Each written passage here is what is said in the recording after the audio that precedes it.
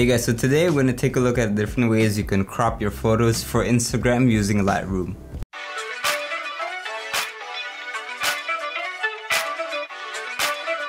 Okay, so before we start, I want to tell you guys a bit about why you would want to do this.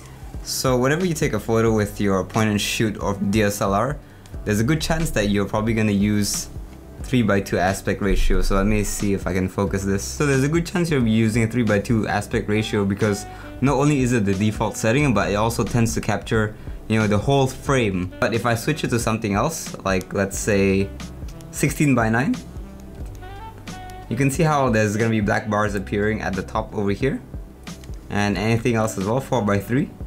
You also have black bars on the side, and this is 1:1 where you have even more black bars on the side. So usually you would use 3:2 so you can get as much area coverage as possible. And also you might notice when you switch to 16:9 or 4:3 or 1:1 that your megapixel count actually goes down because you're capturing less pixels essentially. So a lot of times what you want to do is keep it at 3:2 so you have as much pixels captured as possible for you to later crop in. Okay, so now that that's out of the way, let's actually jump into Lightroom and figure it out. So according to Instagram, anything between 1.91:1 and 4:5 is accepted. So you can have some really weird crops within this aspect ratio which will still post to Instagram.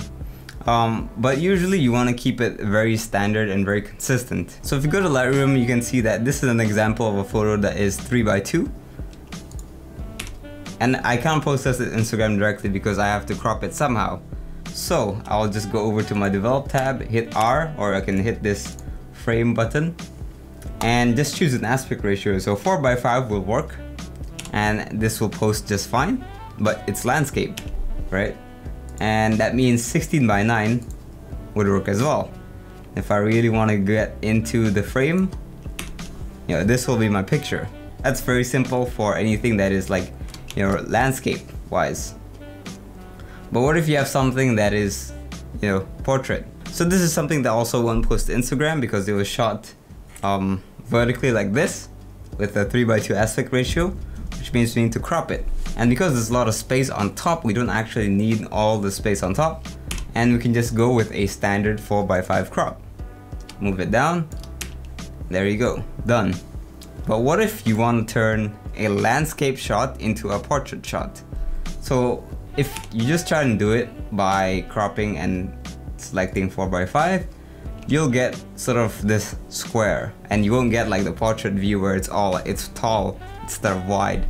So what you want to do actually is you want to uncrop this. So let's just reset it to as shot. So you want to activate your crop mode. You want to make sure this is unchecked because we don't want to maintain aspect ratio right now. We just want to make it tall like this. But the only reason we're doing this is so we can drop down here and press 4:5 so that Lightroom will recognize that we want it to be vertical instead of horizontal, and then now we can crop it 4:5 but vertically so we can get that crop. So this is now 4:5, this is now 4:5, and this is, let's make it 16:9 again. There you go, 16:9 landscape. So these are usually the crops that I personally use for Instagram. Of course there is the usual 1:1, the infamous square. This will never fail you. I mean, this will fit pretty much all your photos, and if you can do squares for everything, great. But sometimes you want a little bit more than just a square because if you do a square for everything, kind of gets boring, and you kind of lose a lot of information and detail around the other sides of your picture, which might just make a better composition overall. So again, if you just want to reset everything, make sure you go original or as shot, and then you go 4:5, and then you just crop it accordingly. And if you want to convert a landscape picture into a 4:5 portrait picture, you have to basically uncheck this, squish it, and then press 4:5, and then now you can reframe and you have a 4:5 portrait crop.